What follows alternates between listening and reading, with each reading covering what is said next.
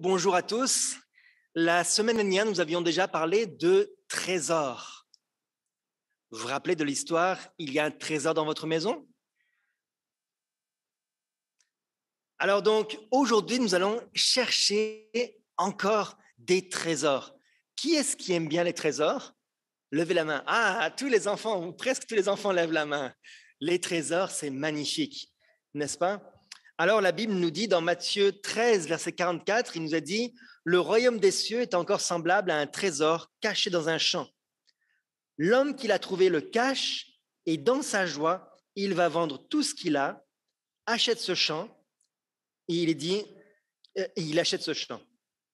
Alors, le passage que nous allons, les passages que nous avions abordés la semaine dernière, nous avions parlé des Écritures, de l'émergence du troisième ange et de la lumière progressive, et ainsi que comment rechercher les Écritures.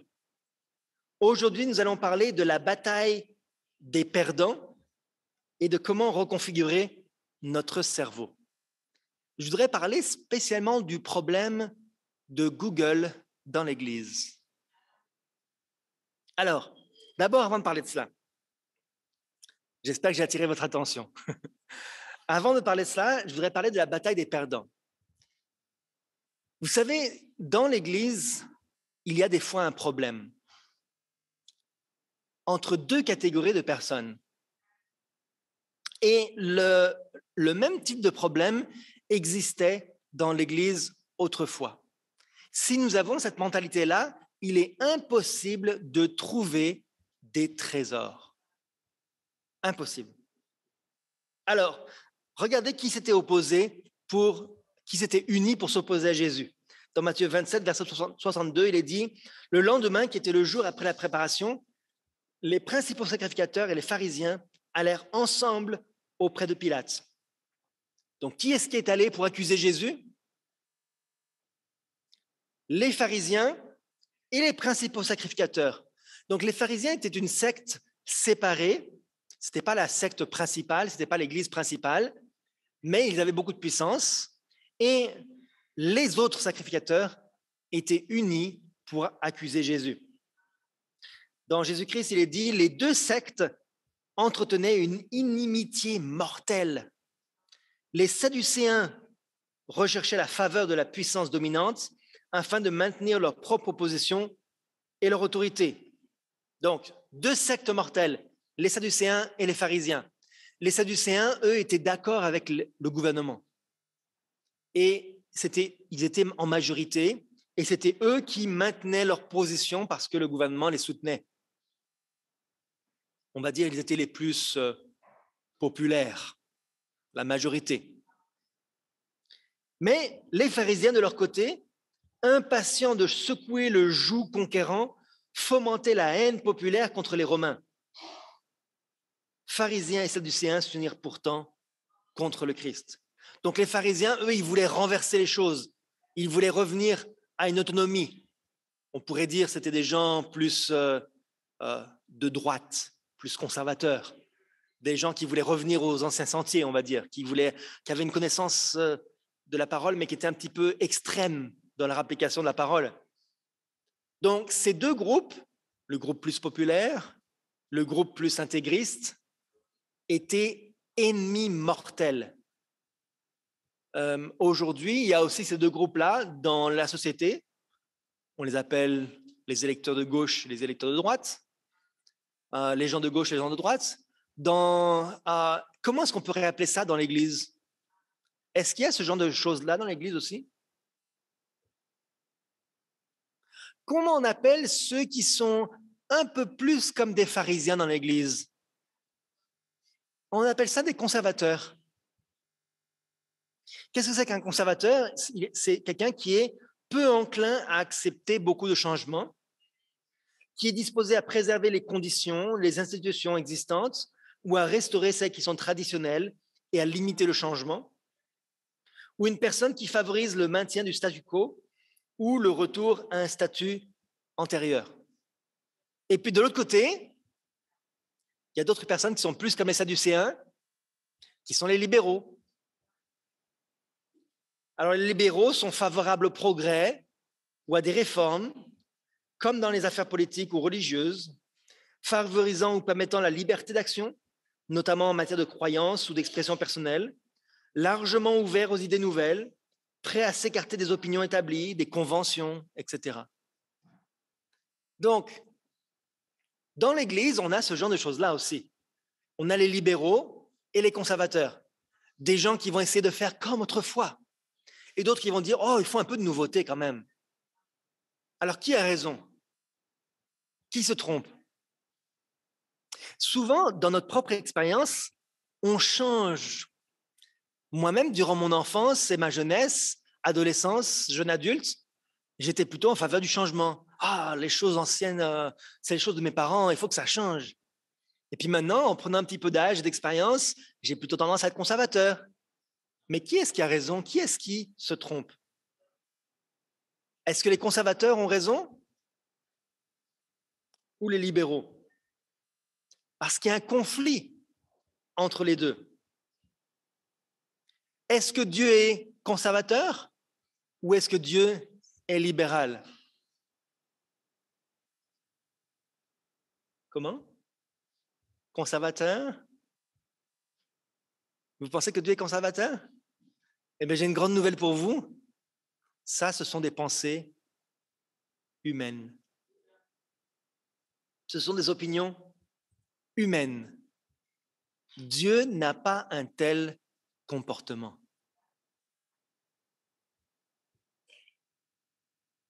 Il est dit dans Témoignage volume 5, chaque fois que le peuple de Dieu grandit dans sa grâce, dans la grâce de Dieu, il obtient constamment une compréhension plus claire de sa parole.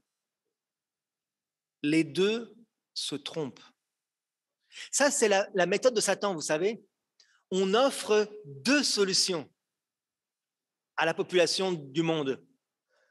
Satan vous propose deux solutions.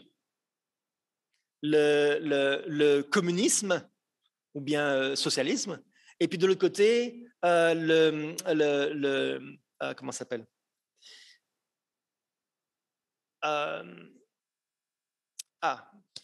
J'oublie le nom. En tout cas, les conservateurs. Okay, l'autre solution qui est sur un plateau. Et il vous propose, choisis. Et ce sont deux plats empoisonnés. Aucune solution ne fonctionne. Lorsque l'on étudie la parole de Dieu, là, on va trouver une troisième voie. On va trouver la méthode de Dieu. Et dans l'Église, il ne devrait pas y avoir de dispute entre les gens qui veulent des changements et ceux qui n'en veulent pas. Pourquoi? Parce qu'on peut changer. Tant que ce n'est pas les principes, on peut changer. Il y a plein de choses qu'on peut changer dans la foi, dans les pratiques, dans les actions qu'on fait, dans les méthodes qu'on utilise. Mais en même temps, il y a des choses qu'il faut garder. Donc Dieu veut qu'au lieu de se séparer en deux factions dans l'Église, oh, je vais choisir cette Église-là, elle est plus libérale, ou cette Église-là, elle est plus conservatrice. Eh bien, Dieu veut qu'on suive la voie, sa voie. Il discerne une lumière et une beauté nouvelle dans ces vérités sacrées. Mais lorsque la vie spirituelle réelle décline, la tendance a toujours été de cesser de progresser dans la connaissance de la vérité. Donc, lorsqu'on arrête de chercher ce trésor, lorsque la vie spirituelle décline, on arrête de progresser. Et c'est là qu'on prend parti avec un groupe de personnes qui va nous convenir. On va faire partie d'un groupe qui va nous convenir, qui va convenir à ce que nous pensons être la volonté de Dieu. Au lieu de continuer à chercher, notre vie spirituelle doit toujours progresser. Les hommes se contentent de la lumière déjà reçue de la parole de Dieu et découragent toute investigation supplémentaire des Écritures. Ils deviennent conservateurs et cherchent à éviter la discussion. Donc, lorsque notre vie spirituelle arrête de progresser, on devient quoi? On devient conservateur. Lorsqu'on s'arrête et qu'on se contente de la lumière déjà reçue, on devient conservateur. Et bien sûr, si on ne recherche pas la volonté de Dieu, on va se mettre à avoir toutes sortes d'idées bizarres et on va devenir ce qu'on appelle les libéraux. Donc, si on ne recherche pas la vérité, on devient libéral. Si on se contente de la vérité qu'on a déjà reçue, on devient conservateur. Et ni l'un ni l'autre n'est la volonté de Dieu. On ne doit pas chercher à éviter la discussion. On doit continuer à lire et étudier la vérité. Et voilà le problème des pharisiens et des sadducéens. Les Juifs ont péri en tant que nation parce qu'ils ont été détournés de la vérité de la Bible par leurs dirigeants, leurs prêtres et leurs anciens.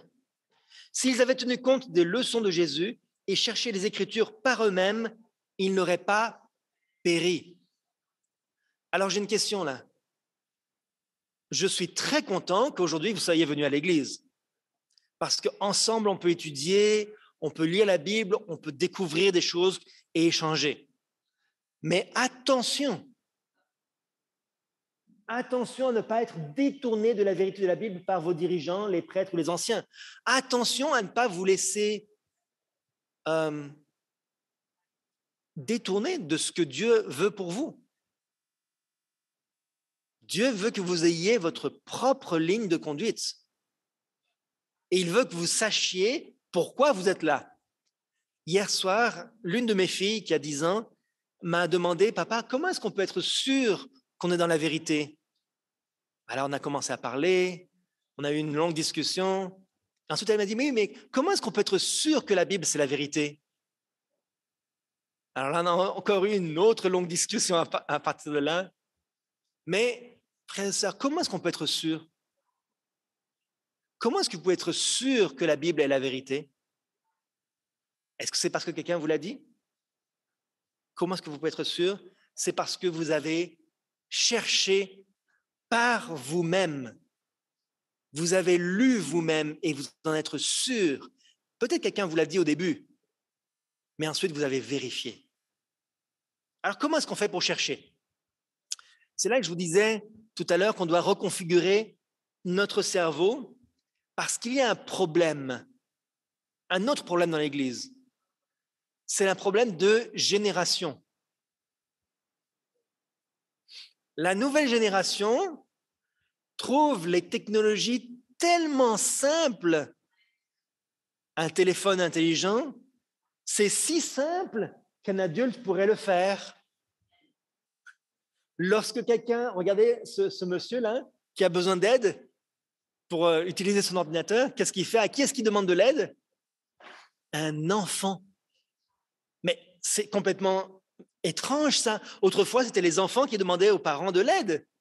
Et là, aujourd'hui, les parents doivent demander de l'aide à leurs enfants pour utiliser un cellulaire, pour utiliser une tablette, un ordinateur.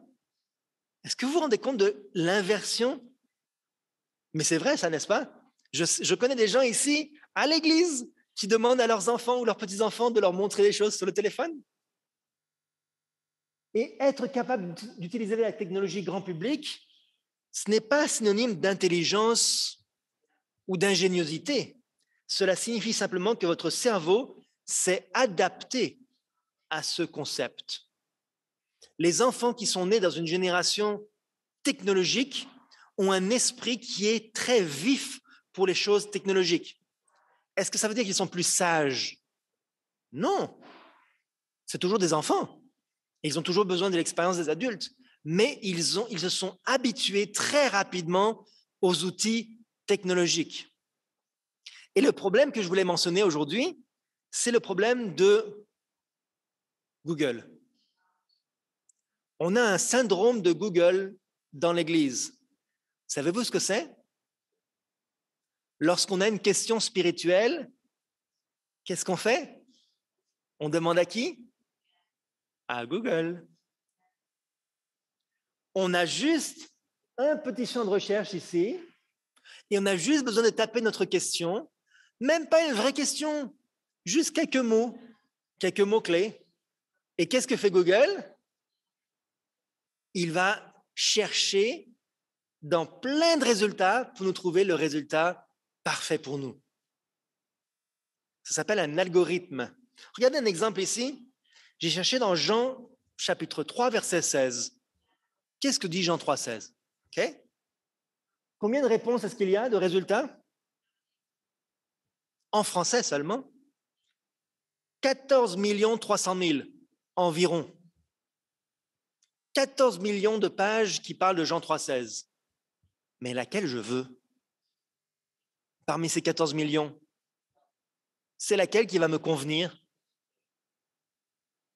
Regardez, vous voyez, vous savez tous qu'à la fin d'une page Google, on peut cliquer sur page numéro 2, numéro 3, numéro 4, numéro 5. Mais qui est-ce qui le fait vraiment?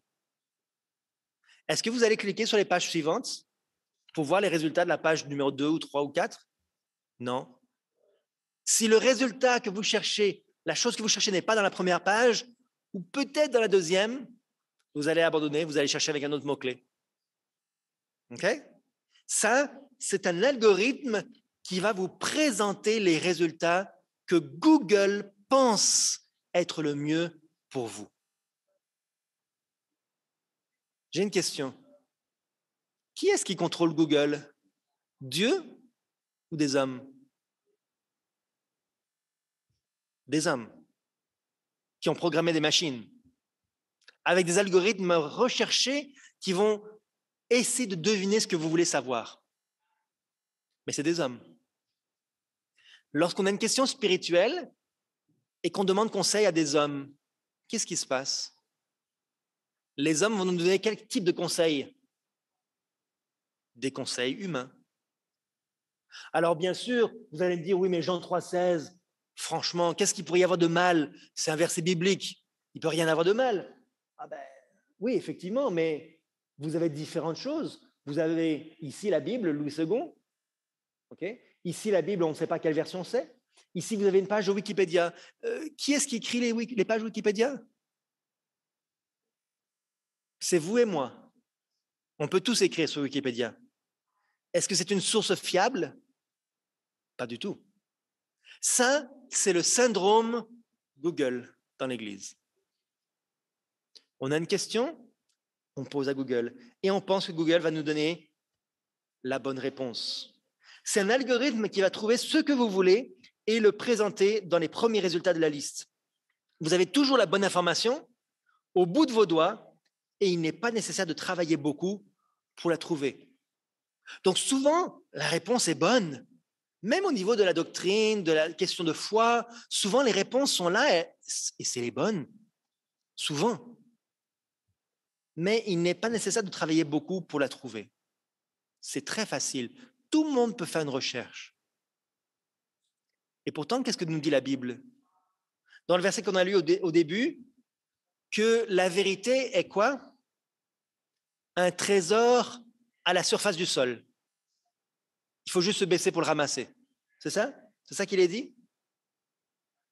C'est un trésor qui est dans votre poche. Vous avez juste besoin de sortir votre téléphone et faire la recherche du trésor. Et le trésor va être dans votre téléphone. C'est ça? C'est comme ça? Non, c'est pas comme ça. C'est un trésor caché. Et comment il faut faire pour trouver un trésor caché? Dans Isaïe 28, verset 10, il est dit, car c'est précepte sur précepte, précepte sur précepte, règle sur règle, règle sur règle, un peu ici, un peu là. Il y a un tout petit peu de trésor par ici, un petit peu de trésor par là. Hier soir, j'ai regardé les différentes mines d'or au Canada. Le Canada est le 4e producteur d'or au monde et la plus grande mine du Canada se situe près de Val-d'Or, à environ 6 heures de route d'ici. C'est pas très très loin. Et j'étais fasciné par... je faisais des recherches juste sur la mine d'or pour voir ce qui se passait. C'est une mine à ciel ouvert et ils doivent retourner des centaines de millions de mètres cubes de terre pour trouver quelques grains d'or. Un peu ici, un peu là. Et ils ont des machines extraordinaires, des énormes camions, des pelleteuses, toutes sortes de machineries pour trouver un peu ici, un peu là. Combien d'efforts est-ce qu'on va devoir faire pour trouver le trésor de la Bible? Juste un petit peu? On gratte comme ça par terre, peut-être on prend une pelle. On prend une pelle puis on creuse un petit peu avec une pelle, c'est ça l'effort qu'il faut faire? Dans Romains 11, verset 33, il est dit « Ô profondeur de la richesse, de la sagesse et de la science de Dieu, que ses jugements sont insondables et ses voies incompréhensibles. Vous savez ce que ça fait lorsque l'on creuse pour chercher la parole de Dieu? Il y a quelque chose de différent qui se produit. Si jamais, quand j'étais jeune adulte, j'ai travaillé pour m'acheter ma première voiture. J'ai travaillé pendant 2 étés au complet pour pouvoir m'acheter ma première voiture. Et vous savez, elle n'était pas chère, cette voiture que j'ai achetée.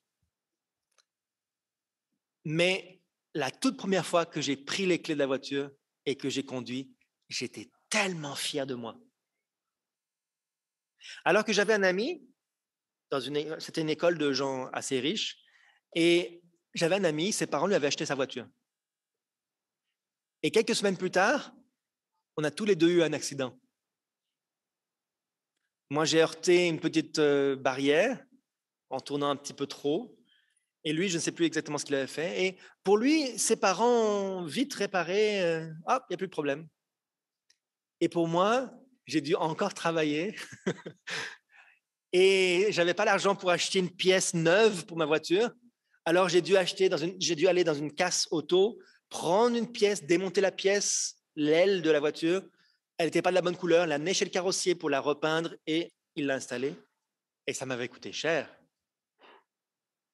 Mais j'étais fier parce que c'était ma voiture. Lorsqu'on étudie la parole de Dieu et qu'on cherche la parole de Dieu pour soi-même, il y a quelque chose qui se produit. Il y a une transformation qui se produit en nous. En cherchant des réponses à nos questions, on va se débattre avec des questions difficiles et on va arriver à trouver des réponses qui vont nous satisfaire et qui vont nous nourrir.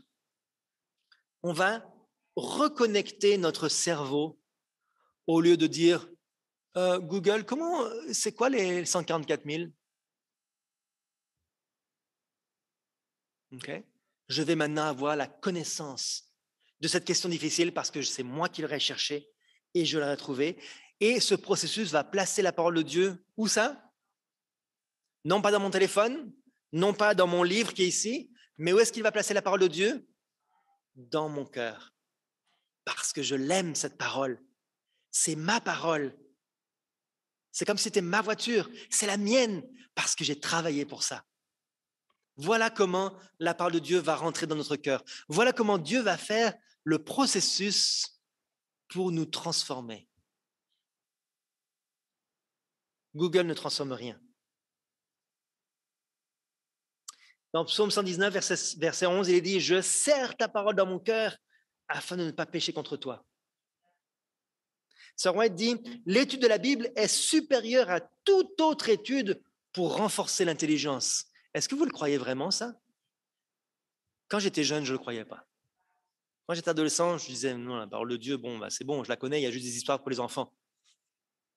Et puis, en grandissant et en cherchant et en lisant chaque matin, je me rends compte qu'en fait, c'est vraiment quelque chose d'incroyable. Et quand on regarde les enfants du monde dans les écoles classiques et leur niveau de connaissance, culture générale, même intelligence globale, mais l'immense majorité, et bien sûr, il y a des exceptions, mais l'immense majorité est médiocre. Le monde actuellement, les enfants sont encouragés à être médiocres. Que de champs à explorer pour la jeunesse dans la parole de Dieu. Il y a tellement de choses qui peuvent vous rendre intelligent. On peut creuser toujours plus profondément et chaque nouvel effort pour comprendre la vérité nous affermit davantage. Néanmoins, il y a toujours un infini devant nous.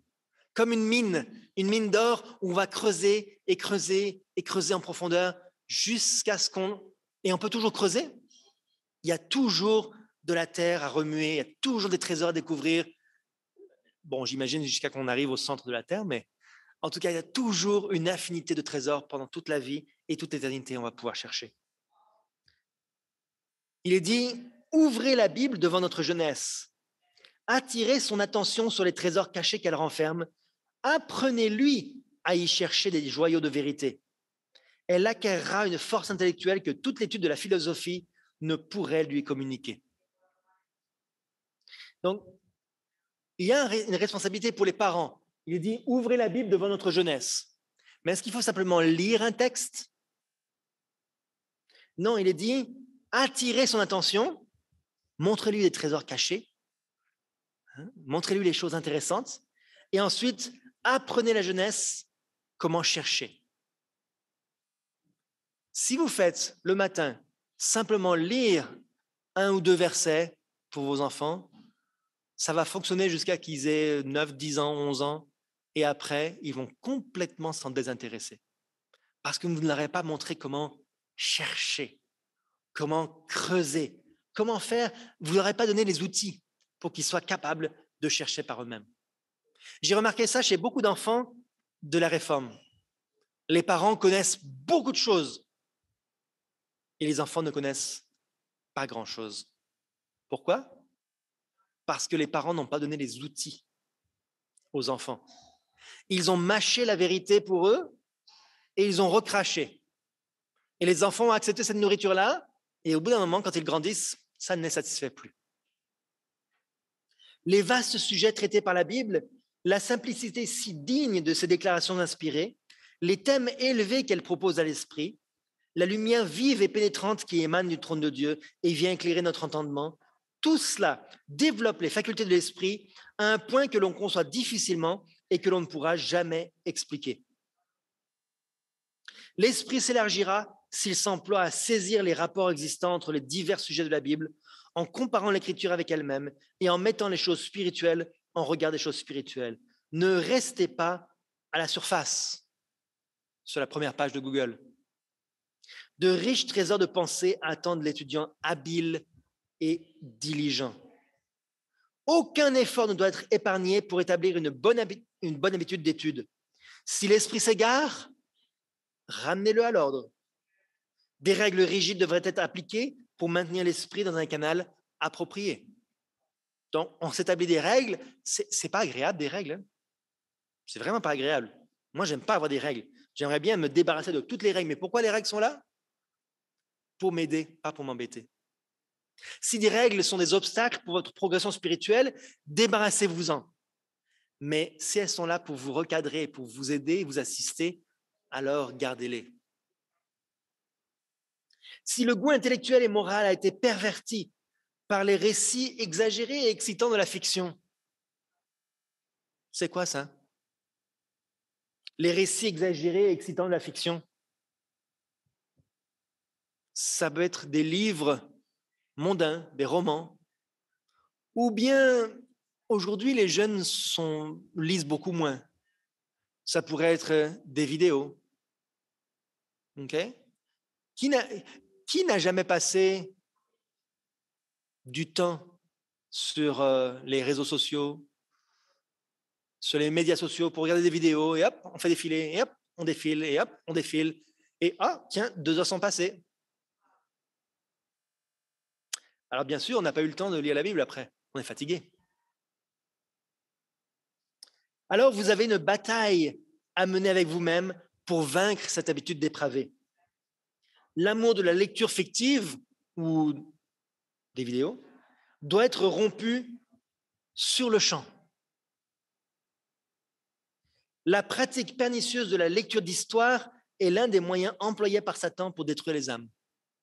Alors les jeunes enfants me disent « Oh, bon, on connaît les histoires bibliques, maintenant on voudrait d'autres choses. » Alors on va lire des livres à la bibliothèque, ce n'est pas des mauvaises choses de lire des livres à la bibliothèque. Mais si on perd l'amour de la lecture de la Bible pour lire ces histoires excitantes, eh bien c'est nocif pour nous. Donc il faut avoir les outils pour chercher dans la Bible. Pas juste lire, parce que oui, on a déjà lu ces choses-là. Il faut maintenant chercher. L'esprit qui est occupé par des histoires passionnantes perd tout goût pour les lectures solides qui amélioreraient la mémoire et renforceraient l'intellect. Et ça, c'est exactement mon expérience. À l'âge d'environ 15 ans, environ 14-15 ans, j'ai perdu le goût de lire la Bible.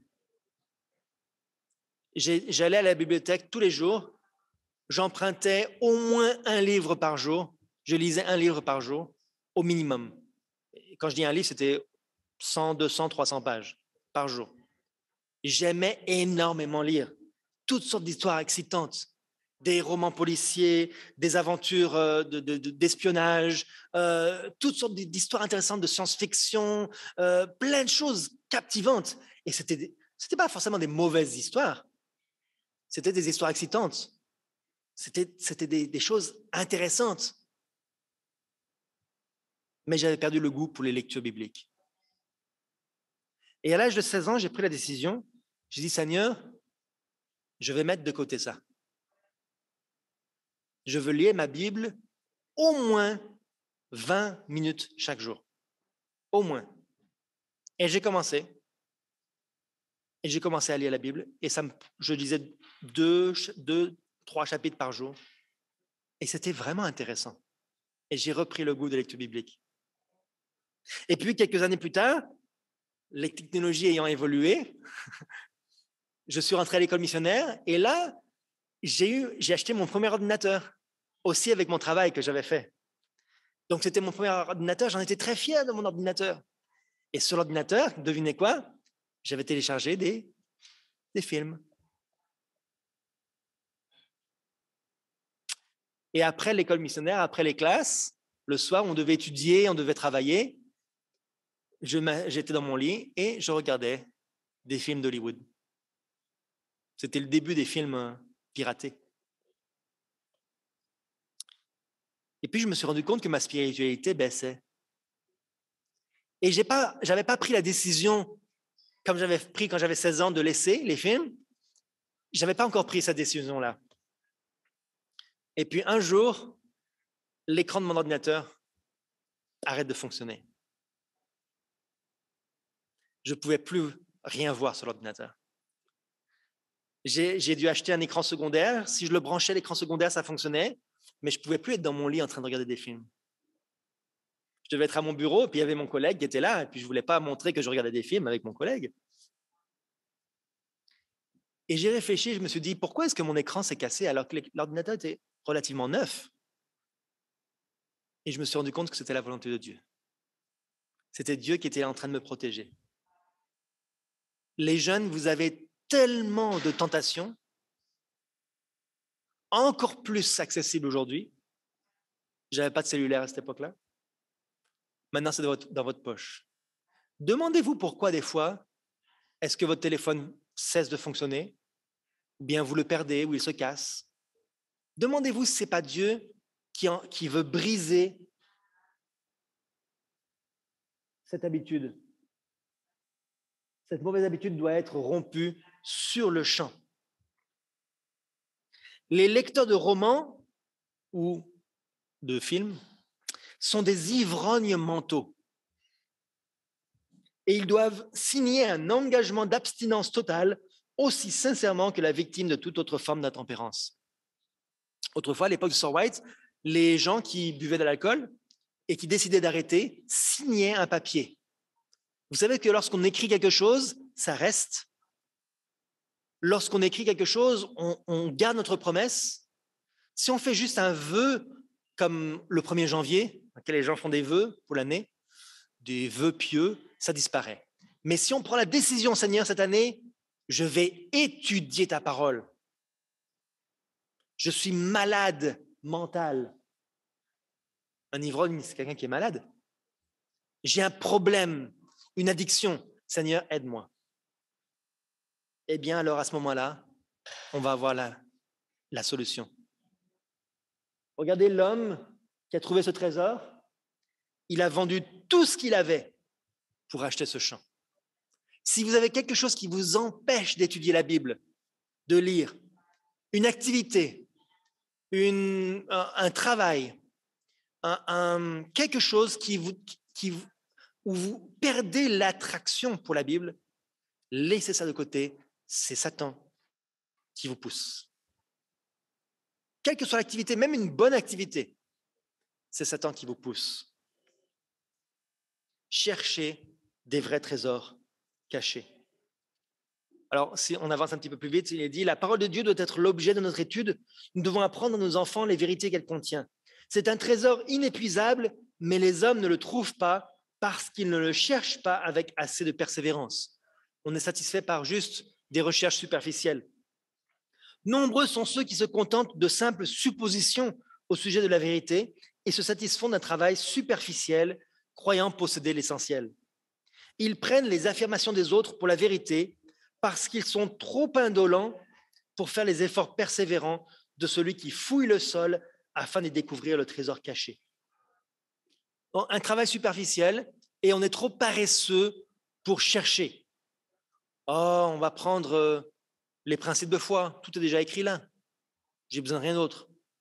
Ou bien je vais prendre un livre d'un des pionniers, puis tout est écrit là. Et puis je ne vais pas faire des recherches. Les inventions humaines, comme Google, sont non seulement peu sûres, mais dangereuses car elles prennent la place de Dieu. Les hommes substituent leur propre déclaration au mot d'ordre, ainsi parle l'Éternel. Et aujourd'hui, on dit ainsi parle Google, ou Siri, ou Alexa, ce que vous voulez. La parole doit être étudiée avec zèle et d'une manière approfondie. L'indolence, c'est la paresse, ne sera jamais récompensée par une connaissance parfaite de la vérité. Nous ne pouvons obtenir aucune réussite ici-bas sans un effort sérieux, patient et persévérant. Si on se rappelle un petit peu les chercheurs d'or au début du 18e, 19e siècle, les chercheurs d'or, le gold rush qu'il y a aux États-Unis, la ruée vers l'or, vous vous rappelez les efforts des gens pour trouver une petite pépite? Des centaines, des milliers de personnes sont mortes juste pour trouver un tout petit peu d'or. Mais nous, est-ce qu'on a besoin de mourir pour ça? Non, la parole de Dieu est juste là. Vous l'avez dans vos mains, dans votre sac, à la maison. Si les hommes veulent que leurs affaires prospèrent, ils doivent avoir une volonté tenace, une confiance absolue dans le succès de leurs travaux. De même, sans un effort sérieux, nous ne devons pas nous attendre à progresser dans la connaissance spirituelle. Ceux qui désirent trouver le trésor de la vérité doivent, à l'exemple du mineur, creuser avec ardeur pour arracher à la terre les trésors qui y sont cachés. Alors, on doit aller à la mine pour creuser. Je n'habite pas dans quand j'étais petit, on avait grandi en France, mais on n'avait pas grandi dans une région où il y avait des mines. Mais dans le nord de la France, il y a toute une région de mineurs. C'est une région pauvre où les gens étaient mineurs. Le travail de la mine, est-ce que c'est un travail facile ou difficile? À votre avis, en regardant cette photo, qu'est-ce que vous pensez? Travail facile ou difficile? Le travail de la mine. C'est très, très difficile. Ils n'avaient que peu de protection, quelques gants, des lampes, un casque, et ils étaient tout sales parce que bien sûr c'était du charbon. Le charbon rentrait dans leurs poumons, ils mouraient jeunes et pourtant ils travaillaient quand même. Ça, c'est des mineurs plus récemment. Est-ce que le travail est plus facile aujourd'hui? On a des outils, on a des pelles mécaniques, mais est-ce que c'est vraiment plus simple? Regardez les équipements, oui, ils ont un masque respiratoire en plus. Mais sinon, il n'y a pas beaucoup de différence avec l'autre photo. Est-ce qu'ils ont l'air heureux et joyeux? C'est un travail difficile, frères et sœurs. Difficile. Mais aucun travail fait avec indolence ne sera couronné de succès. Si vous ne travaillez pas de manière dure, vous n'aurez pas d'argent spirituel, vous n'aurez pas de nourriture spirituelle. Et c'est sûr que ce n'est pas facile, ce n'est pas drôle. Et personne n'a envie de le faire. Parce qu'on préfère notre confort matériel plutôt que de faire des sacrifices pour lire et étudier. Mais que nul ne se contente de lire la parole de Dieu, mais que tous, jeunes et vieux, l'étudient de tout leur cœur avec prière pour chercher la vérité comme on cherche un trésor caché. Ceux qui le font seront récompensés, car le Christ vivifiera leur intelligence. Ce n'est pas suffisant de lire la parole matin et soir. Et si je lis la parole et que je ne suis pas prêt à me soumettre à ce que je lis. Dans les paraboles de Jésus, il est dit « La désobéissance a fermé les portes du vaste champ des connaissances que l'on aurait pu obtenir par l'étude des Écritures. » Comprendre signifie obéir au commandement de Dieu. Les Écritures ne doivent pas être adaptées aux préjugés et à la méfiance des hommes. Seuls ceux qui cherchent humblement à connaître la vérité afin d'y conformer leur vie réussiront à la comprendre. Si vous n'êtes pas prêt à vous soumettre, vous vous habillez avec des beaux vêtements blancs et vous allez à la mine et vous dites « Je veux travailler à la mine, je veux creuser pour découvrir des trésors, mais je ne veux pas me salir. » Descendre au fond de ce puits, ah non, c'est trop noir, j'ai peur du noir. Prendre une pelle et creuser avec une pelle ou une pioche, ah ça va m'abîmer les mains. Ah non, non merci. Est-ce que vous allez obtenir des trésors? Jamais. Frères et sœurs, creusez en profondeur et humiliez-vous. Humilions-nous pour nous soumettre à ce que nous apprenons. Et alors, Dieu va vous rendre riche. Dieu va bénir tous vos efforts et vous allez être grandement récompensés. Et non seulement vous allez être fiers de vous lorsque vous allez trouver des connexions entre les liens et les vérités bibliques, mais Dieu sera fier de vous. Et les hommes ne verront pas les résultats. Les hommes verront une peau toute sale, les vêtements tout sales. Ils diront « Ah, mais quel travail ingrat !» Mais vous, vous saurez la valeur de votre travail. Que le Seigneur puisse vous aider à creuser la parole de Dieu et à chercher les trésors cachés. C'est mon vœu, ma prière. Amen.